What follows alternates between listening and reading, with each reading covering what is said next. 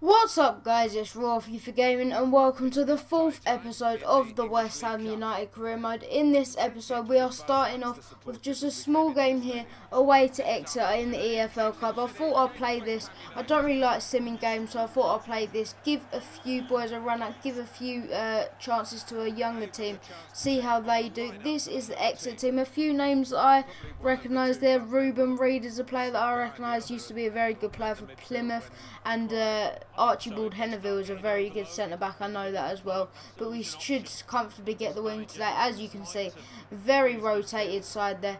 Tony Martinez is leading the line with Jonathan Calieri. Masuaku and Nordveit are two of the more senior players in the squad, along with James Collins, but a lot of youth in that squad today. But already in the 6th minute we come forward in the EFL Cup, and Tony Martinez, the young Spanish striker signed from Valencia this season by West Ham on a free, scores there. Fantastic little move there as Masuaku puts a low ball into him, and a simple finish for Tony Martinez there. Great start to this game, a really nice move here, good touch from Masuaku, puts the low ball in. Brilliant play from the attackers as all the defenders just sat there and watched, and we're already 1-0 up after 8 minutes, and now in the 42nd we're looking to go 2-0 up here with Jonathan Calieri into Tony Martinez. Newfield now, what can he do?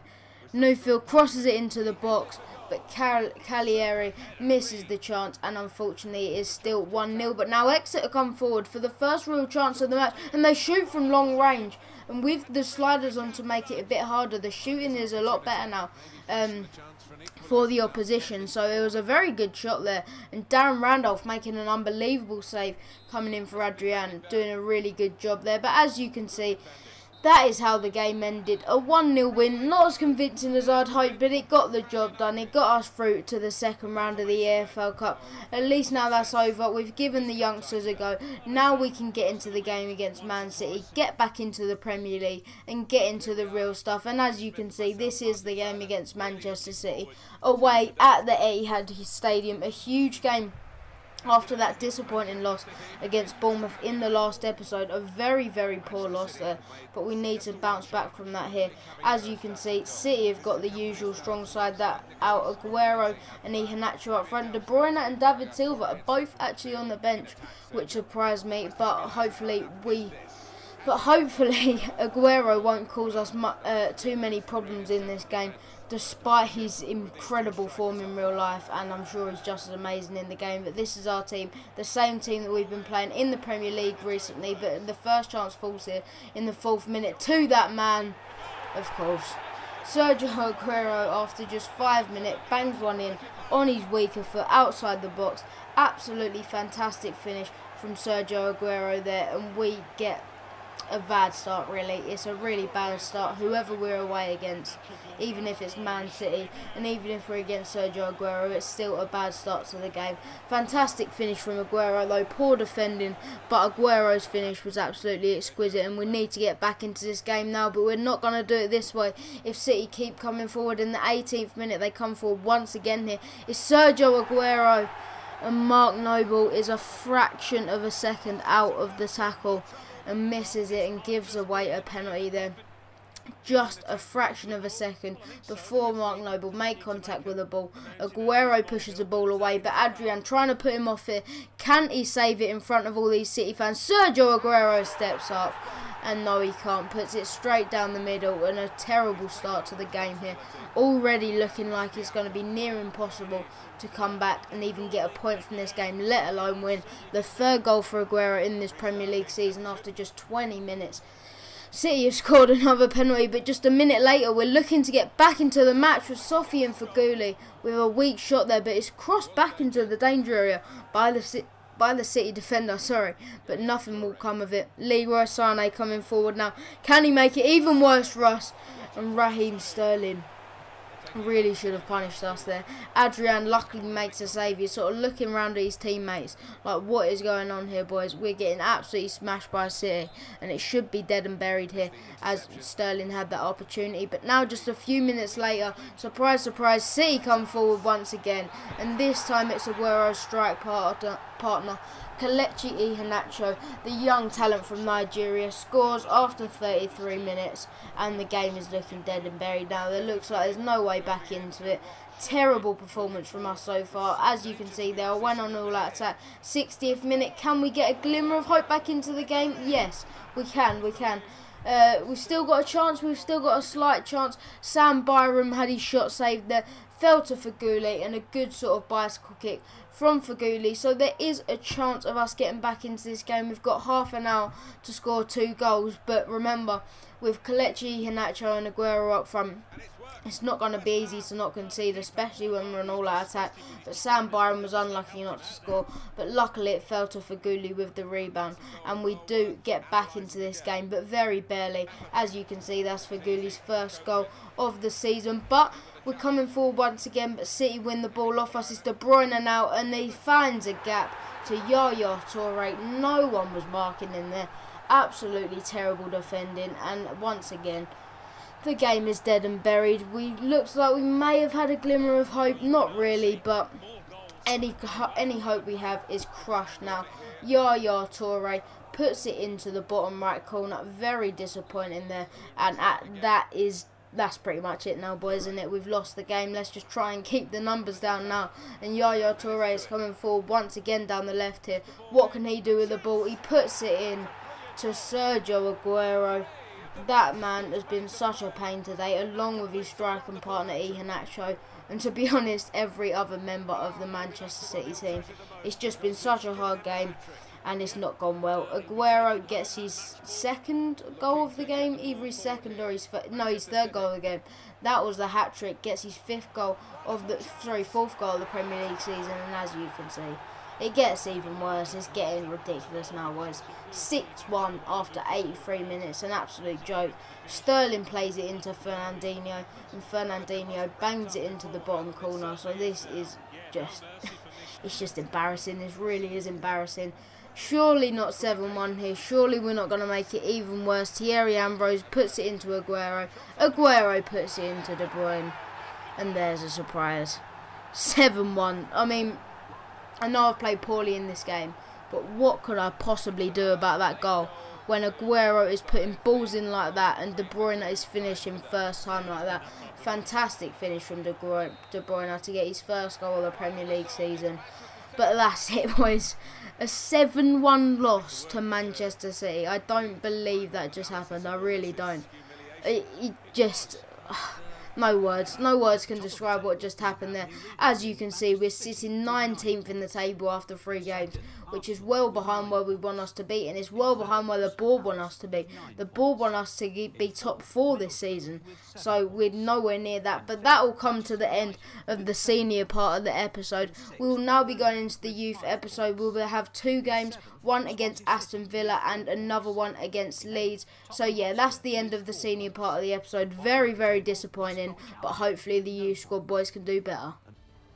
Okay guys, off of that disaster senior part of the episode, now we are going into the youth part of the episode. This is the bit where I only show you the goals for the youth squad. A game away to Aston Villa today. I don't really know how they'll be because obviously it is their youth sides, but as you can see there, Gallini, the Italian goalkeeper that Aston Villa signed this season, is playing right centre back, which yeah, it's different. But basically, because there's a limited amount of players that you can, take out of teams, I had to have teams with small squad numbers because I had to take the senior players out. So Gallini must have to fill in for an injured centre back today. Not sure why they didn't get another outfield player to do it, but they've decided to put a goalkeeper in centre back, and this is their first chance of the game, and already it's the first goal. You knew it was going to be a goal because I showed it basically, but Hepburn Murphy puts it in already. 1-0 down after 20 minutes. Very, very disappointing start to the game, and just this episode is just not going well, is it, boys? Played in here to Hepburn Murphy. Good finish there. Spiegel could have maybe done more with it, just sort of bounced off him, went into the goal, but Russian Hepburn Murphy gets his first goal of the season. But now Jack Grealish gets the ball, and we miss the slide tackle. And there you go. 28 minutes gone. 2-0 Villa. This episode just gets better and better. But Grealish, yeah, he puts it into the back of the net, and it's looking pretty grim already for this game, especially after that Man City game in the senior episode. Reece Oxford narrowly misses the tackle there, and Grealish wasn't going to miss that opportunity when he was given that much space. He gets his first goal of the season as well. But now Gabby Agbonlahor puts a great ball into Linden, and Linden finishes it off. 50 minutes gone, and we're already 3-0 down, and it's done again, boys. It's just been an awful episode, and it's just getting worse and worse. Hopefully we can gain a little bit of pride, maybe not concede 7 like in the last game, maybe grab a goal. But now in the 53rd minute, just 2 minutes later, we're looking to maybe grab a glimmer of hope in the slightest. And Sam Byram does put it into Toure, and he does actually grab a goal. He needs to grab the ball and get backwards. It's in the 55th minute, so there's still an opportunity. We've still got to get 2 goals. I've put it on all-out attack, so yeah, there's still an opportunity, but it's still looking pretty grim after what happened in that Man City game. But now Parfit Williams is through on goal, but the keeper's pressuring him. Parfit Williams plays it back to Tony Martinez, and there's a deflection. This is a scrambly goal in the 84th minute, but we've still got a glimmer of hope somehow here after being 3-0 down after 50 minutes. A really scrappy goal. Good ball in from Parfit Williams, but it comes off the defender, off the post, and just about spins into the back of the net. Tony Martinez gets his first goal this season, and now in the 88th minute we've got one last chance here to get an unbelievable equaliser. It's into Ashley Fletcher. What can he do with this opportunity? And he bangs it into the back of the net, and it might not make up for losing 7-1 to City, but we have done a remarkable comeback here away to Aston Villa. The West Ham fans celebrate there, although I'm not sure West Ham would take 3,000 away to a youth squad game. But anyway, we're not going to worry about that. We just got a last minute equaliser. Fantastic pass from Reece Oxford. Last minute equaliser after being 3-0 down. Fantastic finish from Ashley Fletcher as well. He's been doing really well in the senior squad, and also him doing well in the youth squad is brilliant. So Ashley Fletcher gets the goal there, and that is the end of the game. We get a 3-3 draw, but it's like a win really.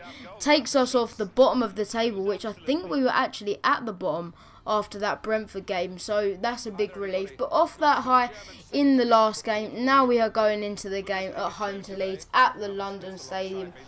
The London Stadium looks full today for a youth game at home to Leeds. That seems completely plausible, but this is the team we're going with today. The same squad as the last game. I think Fernandes comes in for Gökhan Toure though, because yeah, Gökhan Toure came in the last game to play in at Cam, but Fernandes comes back in. This is Leeds side. Don't really recognise too many of the players. Mauer I do recognise, and Ruth as well. Grimes and Sacco I also recognise. But yeah, it's a decent side for Leeds, but after that high in the last game, hopefully we'll be able to get the win in this game. And already we're coming forward and we win a penalty. It's McAtee, our 52 rated centre midfielder, wins the penalty. I mean, I think he's the worst rated player in our side by far, but we don't care at the moment because he's won the penalty there. And Tony Martinez, the man that's been brilliant in this episode, can he finish it off? Yes, he can. Gets his 3rd goal of the episode, the 2nd goal for the youth part of the episode, and the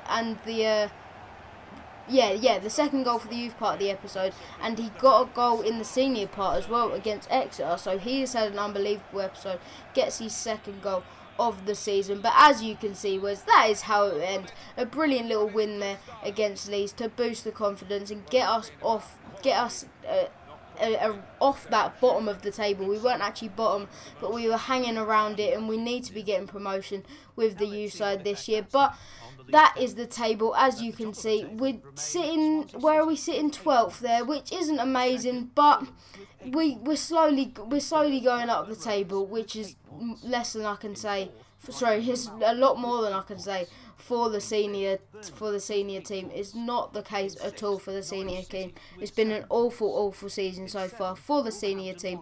But the youth team is starting to do a little bit better now, which I suppose is okay. The best player of the episode for the senior team is going to be Tony Martinez because of his brilliant performance against Exeter, getting the goal. And the best player for the youth team is also going to be Tony Martinez. I'm just saying, guys, I am counting these all up, so at the end of the season I will award the best player for the senior and the youth team. But I hope you've enjoyed today's video of the West Ham United career mode. Remember to like, comment and subscribe down below. But I've been Raw FIFA Gaming, and I'm out.